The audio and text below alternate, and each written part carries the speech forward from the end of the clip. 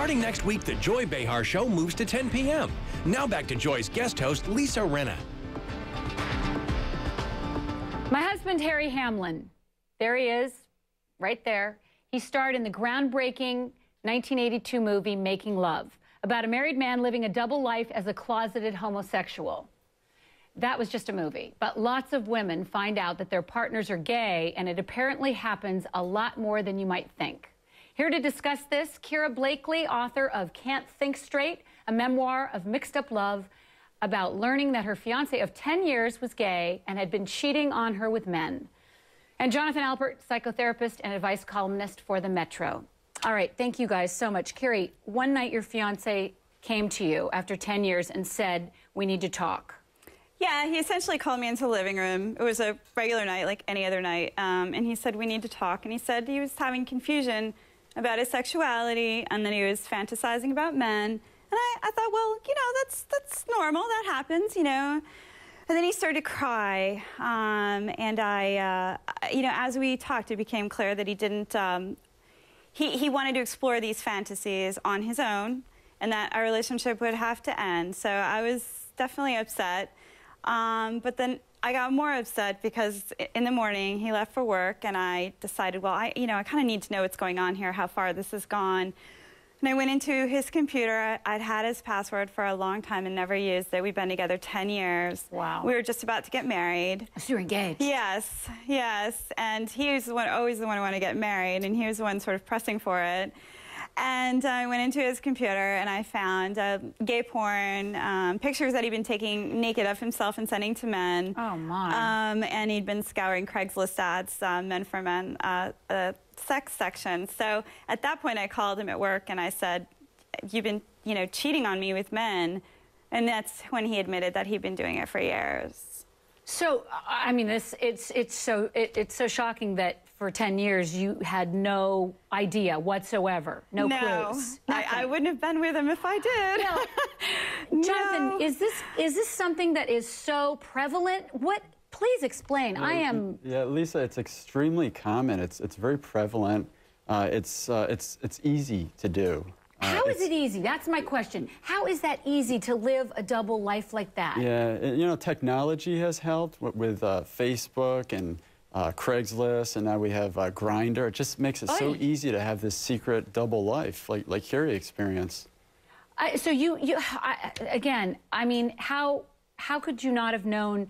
You know, I think of my own husband, and of course, and he played a gay man in a movie, but and you're hoping that's all he's doing. And you hoping that, but I would be so floored. Yes. And how do you recover from that? Well, I would define recover. Okay, please. I'm not sure I've recovered yet. All right. But explain the process of finding out that sort of. I would imagine it's a devastation. Well, it's a betrayal. I was. Okay, well, what I did isn't what I would recommend what anyone did, but what did you do? I sort of went crazy. And what does that mean? I went out drinking a lot, and I sort of, you know, began dating right away. Dating would be the operative word for what I was doing. Got it. I went a little nuts. I went a little wild. You know, I didn't know how to be alone anymore. Well, you've been with him for 10 years. I've been with him for 10 years. We were a very close couple. We were always together. And I always felt like I knew everything about him. So this was like a real psychotic break from reality for me. Yes. So I just went kind of wild, and that's all in my book. So, you know, so in terms of recovery, yeah, I'm not crying every day anymore. You know, you know, I can go the whole day and be fine, and I can go the whole week and be fine. But, you know, it's always in the back of your mind, who else is lying to you? Well, I was going to say, how's your trust level with people now? It's better than it was. I used to think everyone was lying about everything. It's much better than it was. But yeah, you still have flashes in your mind.